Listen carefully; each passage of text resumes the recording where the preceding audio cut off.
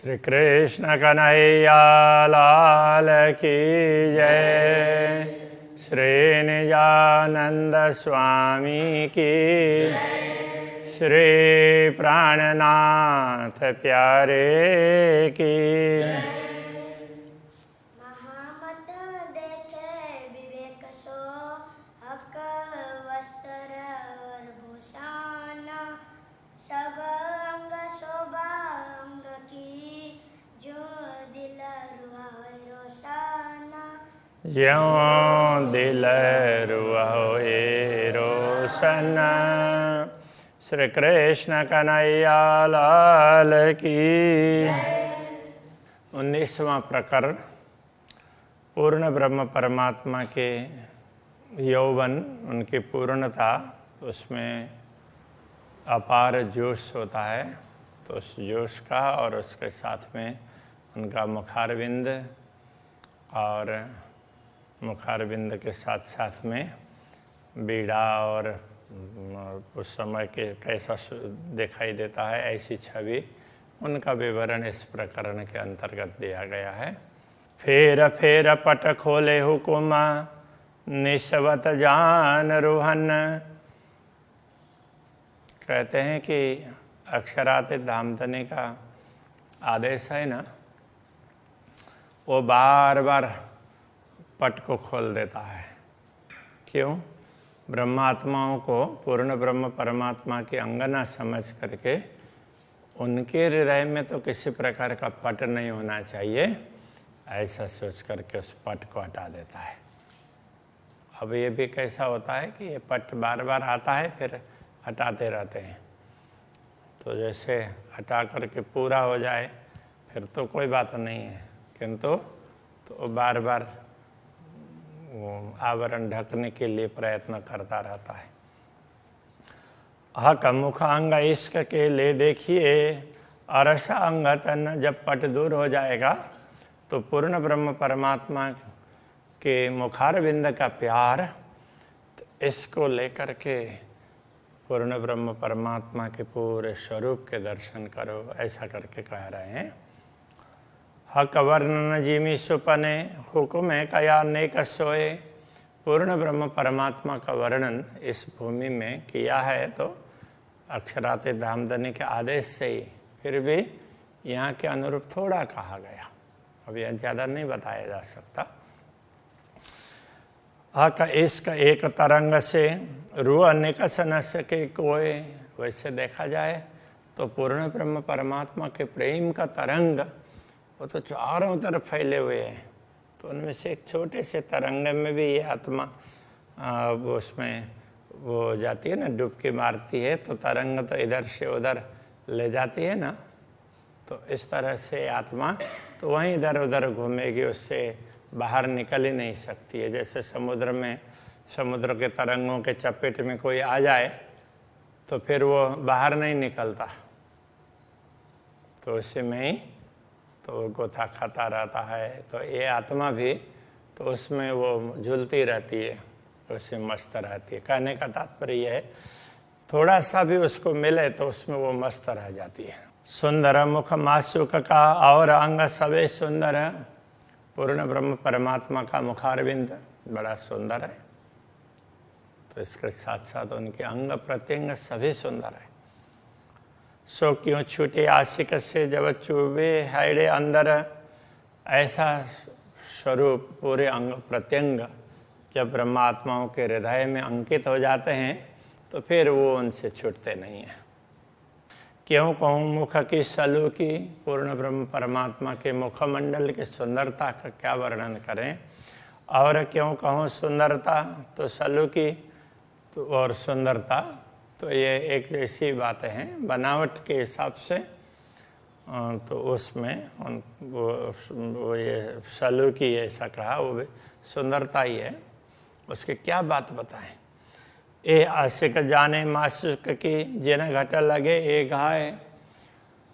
अनुरागिणी आत्मा ही पूर्ण ब्रह्म परमात्मा के स्वरूप को समझ सकती है कि जिनके हृदय में उनके विरह की पीड़ा है, उस वो चोट पहुंची हुई है, वही इस बात को समझ सकती है और वही दर्शन के लिए लालायित होती है, बाकी हर कोई नहीं हो पाता है। मुख चौक सलू की क्यों कहूँ, कछु जाने रूह के नयन। पूर्ण ब्रह्म परमात्मा के मुखमंडल की सुंदरता को कैसे बताएं? तो ब्रह्मात्माएं थोड़ा बहुत जानती है, तो कभी उनके नयनों को जानती है, क्योंकि उनके नेत्रों से कभी कभी उनको इशारे का ख्याल होता है। ये सुख सोई जान ही जाको हक करे स्वामी सैन। तो ब्रह्मात्मा, वही ब्रह्मात्मा इस सुख को समझ सकती है जब पूर्ण ब्रह्म परमात्मा, तो ब्रह्मात्मा देख रही है तो वो देख करके उन आँखों से कुछ इशारे करते हैं, संकेत करते हैं, आँखों से कुछ समझाना चाहते हैं। तो वो ब्रह्मात्मा जो इस बात को समझ सकती है, वही इस रहस्य को जान सकती है। सुख पाइए देखे हरवटी, मुखला लाल अधूर। तो अब मुखमंडल में क्या है? हरवटी ये चिबुक नीचे का भाग है, और फिर ये लांक गहराई है, फिर अधरोष्ट है, फिर ऊपर का ओष्ठ है, अंदर मुखारबिंद, अंदर दंतावली, जिह्वा वगैरह, तो ये सब है, फिर नाक वगैरह। तो ये ना एक एक, तो उसमें क्या है कि बड़े सुंदर है। दंत, जिह्वा, बीच तंबोला, और दांतों के और जिह्वा के बीच में तंबोल, तो तांबुल का बीड़ा लिया हुआ है। मुख बोलत मीठी मधुरा। उस समय वो बोलते हैं तो थोड़ा सा स्वर अलग से निकलता है, तो अलग प्रकार का माधुर्य उसमें दिखाई देता है। मुख मुदे अधूरा बोलता। तो मुख को, अब वो तांबुल को पकड़ने के लिए मुख को तो बंद करके फिर बोलते हैं, एक तरफ का ही वो ओठ चलता हो ऐसा लगता है। वाणी प्रेम रसाला। तो वाणी बड़ी प्रेम रस से परिपूर्ण होती है। आशिक को छवि चुभ रही। अनुरागिणी आत्मा के हृदय में तो ये छवि अंकित हो जाती है। जानो हाइडे निश दिन भाल। तो ये छवि अंकित हो जाएगी तो रात दिन उनको ये इसके दर्शन के लिए, तो ये बात हृदय में चुभती रहती है, कब दर्शन होंगे दोबारा, कब दर्शन होंगे, वही चाहना बनी रहती है। शहुर कीजिए का अंग रंग, कई तरंग लाल उज्ज्वल। जब पूर्ण ब्रह्म परमात्मा के मुखारविंद को और मुखारविंद में मुखमंडल के दर्शन करते हैं तो उनके अलग अलग अंग, उसमें अब क्या है, कई तरंग लाल उज्ज्वल। तो उज्ज्वल मुखारविंद है और उसमें लालिमा भी है, तो उसकी तरंगें दिखाई देगी। देत गौर सुख सलू की। ये गौर वर्ण को देख करके और उसके सुंदरता को देख करके शोभा क्यों कहूँ बिना मिसल। तो अब उनके लिए तो उदाहरण ही दिया नहीं जा सकता है, तो ऐसी शोभा को क्या बताएं, कैसे बताएं, क्योंकि दूसरा ऐसा कुछ हो तो उदाहरण दिया जा सके ना। तो ये ऐसी सुंदर शोभा है तो उसका उदाहरण भी दिया नहीं जा सकता, तो उसको बताएं कैसे। हक मुख थे बोले वचन। पूर्ण ब्रह्म परमात्मा अपने मुखारविंद से वचन जब बोलते हैं, स्वर मीठा निकलता, मधुर स्वर निकलता है। सो सुनता अरस रूहों को, दिल उपजता का लज्जता। वो बातों को सुन करके ब्रह्मात्माओं को परमधाम का स्वाद प्राप्त होता है। यदि नश्वर शरीर धारण करते हुए भी तो ब्रह्मात्मा इतनी तल्लीन हो सकती हो अक्षरातीत के प्रति और उनकी बातों को सुने तो उसको अपार सुख प्राप्त होगा। परमधाम का जैसा सुख होगा वो दुनिया में ऐसा सुख नहीं मिलेगा। हक स्वर कैसा हो इसी और कैसी हो इसी मुखवान। तो अनुरागिणी आत्मा के हृदय में क्या हो बना रहता है, अक्षरातीत धामधनी के मुखारविंद का स्वर कैसा होगा और उनके मुखारविंद की मधुर वाणी कैसी होगी, ये जानना चाहती, सुनना चाहती। सुख बातें क्यों कहूँ रसना। तो ये रसना से उनसे प्राप्त होने वाले सुख की बात क्या करें। चाहे दिल सुनने सुभाना। तो ये दिल है तो वो पूर्ण ब्रह्म परमात्मा की वाणी को सुनने के लिए हमेशा लालायित रहता है। हक नेक नयन मनोरथ हो तरु सुख अपार। जब पूर्ण ब्रह्म परमात्मा अपने ब्रह्मात्माओं के प्रति दृष्टिपात करते हैं तो जरा सतिरछी दृष्टि करके दृष्टिपात करते हैं, हो तरु सुख अपार, तो उस समय ब्रह्मात्मा को अपार सुख प्राप्त होता है। तो बात कहे सुखा कके सो क्यों कहूँ सुख सुमारा। तो पूर्ण ब्रह्म परमात्मा से प्राप्त होने वाले सुखों की बात तभी कही जा सकती है, सो क्यों कहूँ सुख सुमारा। तो उनका कोई पारावार हो ना, सुमार हो तो ही, उसका कोई पारावार ही नहीं है, इसलिए उसको बताया भी नहीं जा सकता है, ऐसा कहना चाह रहा है। एक रोम रोम हक अंग के सब सुख के अम्बारा। तो पूर्ण ब्रह्म परमात्मा के एक एक रोम, उससे भी सुख ही सुख टपकता है, सुखों का अंबार है, खजाना है पूरा सुखों का, जिसको उसको क्या बोलेंगे, बहुत बड़ी राशि है सुख की। तो सुख स्वरूप नख शिकल हों, तो ऐसे सुख स्वरूप पूर्ण ब्रह्म परमात्मा का नख से लेकर के शिखा पर्यंत सारे अंगों का उसमें विचार करना हो तो रूहें कहा करे दिल विचार। तो ये ब्रह्मात्मा अपने दिल में क्या विचार कर पाएगी, पूरा तो विचार भी नहीं हो सकता है। तो जिसको देखा और उसी में मस्त हो जाते हैं। ज्यों रोम स्वप्न के अंग को त्यों रोम न अरस अंग पर। तो जैसे स्वप्न का शरीर है उनमें रोम होता है, तो परमधाम के शरीर में ऐसे रोम नहीं होते हैं। सब अंग इसक वास्ते रोम रोम कहे यों कर। तो उसमें पूरे अंग में प्रेम भरा हुआ होता है, ये समझाने के लिए रोम रोम की बात कही गई है। वास्तव में ऐसे रोम नहीं होते हैं, तो उसके लिए कहना पड़ेगा कोष कोष में ऐसा, वो भी कोष भी ऐसे अलग अलग नहीं होंगे, लेकिन दुनिया के हिसाब से ऐसे बताना पड़ता है। तो पूरे शरीर में प्रेम छाया हुआ है, तो उसके लिए क्या बताया जाए। तो दुनिया में तो यही शब्द है, इसलिए कहते हैं। वैसे परमधाम में वो रोम नहीं होते हैं।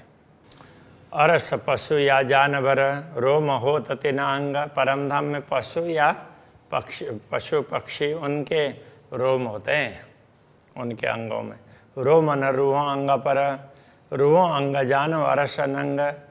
ब्रह्मात्माओं के अंगों में तो रोम नहीं होते हैं, और उनका अंग तो ऐसा समझना जैसे कोई रत्न हो, रत्न के हो। और आगे कहेंगे रत्न भी वैसे नहीं है, वो तो अलग ही वस्तु है। तो जैसे ये रत्न में कहीं खड्डे उड्डे नहीं होंगे, सारा एक जैसा होता है ना, ऐसे ब्रह्मात्माओं का शरीर इस प्रकार का बड़ा सुंदर होता है। जबेर पैदा जीमी से यूँ अर्श में पैदा न होता। जैसे भूमि में अलग अलग स्थानों में, इस दुनिया में तो अलग अलग स्थानों से रत्न पैदा होते हैं ना, तो ऐसे परमधाम में कहीं से रत्न पैदा होते हो ऐसा नहीं है। वो कहाँ से है, वो श्री राज्य के अंगों से है, ये कहते हैं। एक खूबी हका जहूर की, ये तो सब श्री राज्य के स्वरूप के प्रकाश की खूबी है, विशेषता है। सो लिए खड़ी सदा ज्योत, वो हमेशा उसमें प्रकाश ही होता है, चिन्मय प्रकाश होता है श्री राज्य के स्वरूप में। तो उसकी ही ये विशेषता है, उसी से रत्न वगैरह लगते हैं। या को नंग निमुना ना दीजिए अरस रोहें वायदत। तो परमधाम की आत्माएं वो तो पूर्ण ब्रह्म परमात्मा के अद्वैत स्वरूप है, उनके अंग से भिन्न नहीं है, इसलिए उनके लिए किसी रत्न का उपमा देना भी ठीक नहीं है।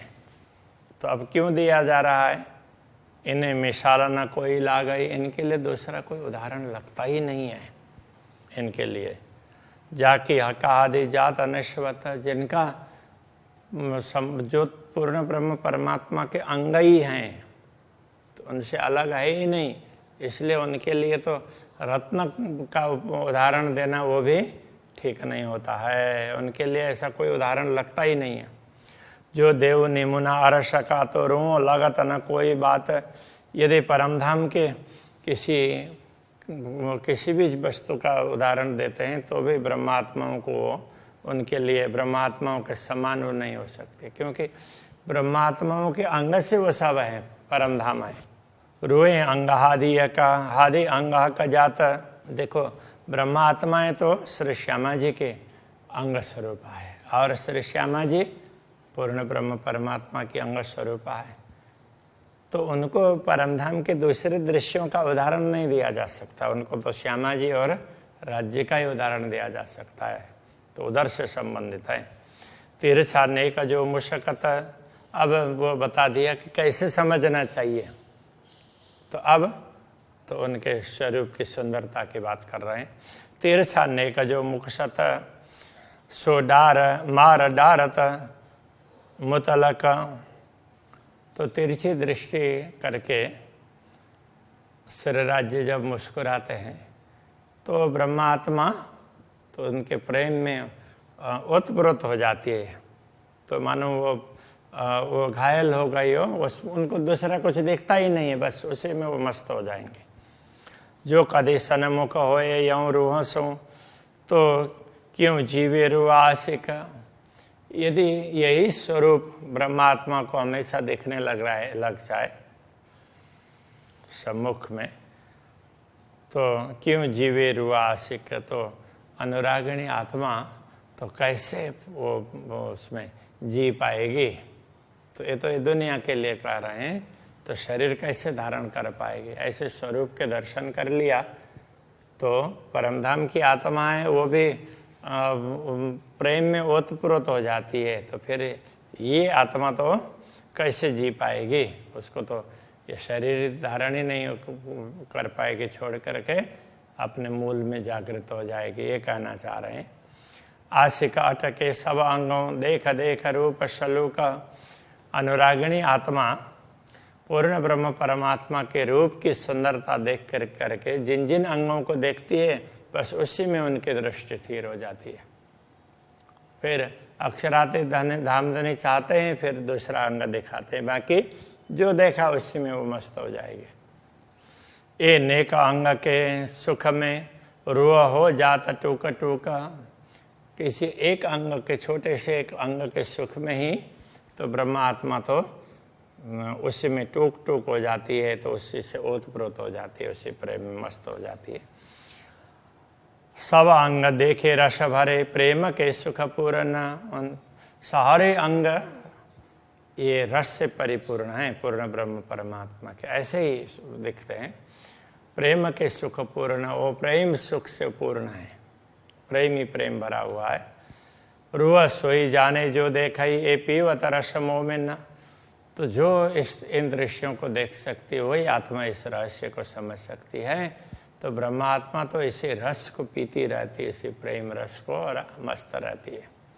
गौर गाल मुख उज्ज्वल, तो अक्षरातीत धामधनी का मुखार बिंद बड़ा उज्ज्वल है, गाल है बड़े गौर है।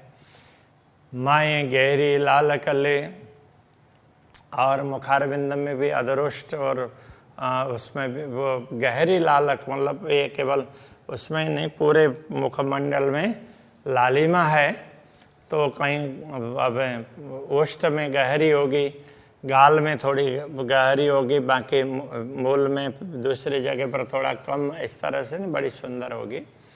ये जुवा सुख शोभा क्यों कहे, हक अंग अरस अंग हक के, तो ये जिह्वा तो पूर्ण ब्रह्म परमात्मा के परमधाम के स्वरूप के अंगों का वर्णन कैसे कर पाएगी, उस सुख को क्या बता पाएगी, बता ही नहीं सकती है।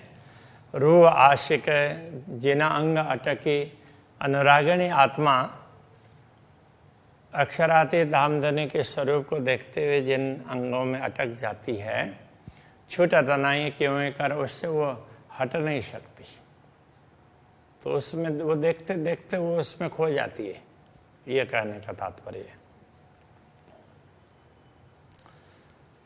एक किसी बातों आशिक सो अंग मासुक जुदे ना होए, किसी भी प्रकार से कितना भी प्रयत्न करें, ब्रह्मात्मा किसी भी प्रकार से प्रयत्न करें तो भी जो अंग देख रही है तो उससे वो छूटता नहीं है। जब अक्षरातीत चाहते हैं तभी दूसरा अंग दिखा देते हैं, फिर उसको दूसरा दिखाई देता है, ये कहना चाहते हैं। जेते अंग माशूक के रूह आशिक रहे तिन माहे। तो पूर्ण ब्रह्म परमात्मा के जो भी अंग हैं, जितने अंग हैं, तो ब्रह्मात्मा एक एक करके उसी में खोई हुई रहती है। रूह आशिक और कहो नाटी के अनुरागिणी आत्मा की दृष्टि दूसरे स्थान पर तो कहीं टिकती नहीं है। उसको कहीं भी कुछ भी दृश्य देखें, दुनिया में अच्छा से अच्छा देखें तो भी उससे उसको संतोष नहीं होता है। अपने अंग में भी नाई, वो अपने अंग में भी उसको संतोष नहीं होगा। वो तो हमेशा राज्य के ही अंगों का दर्शन करना चाहती है। तो ये प्रेम है, तभी इनको अनुरागिणी आत्मा कहा है। तो ऐसे अक्षरातीत धामधनी का सुंदर स्वरूप है, खास करके मुखारविंद, उसकी बात कर रहे हैं। अभी के प्रसंग को यही रखते हैं। श्री कृष्ण कन्हैया लाल की।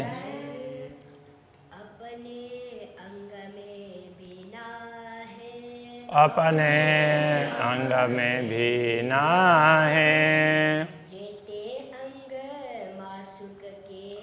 जीते अंग मासुक के।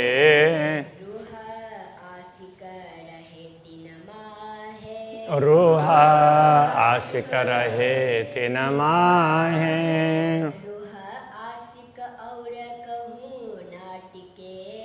रूह आशिक और कहूँ ना टीके।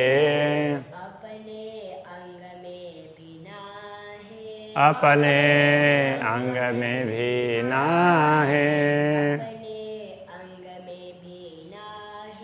अपने अंग में भी ना है।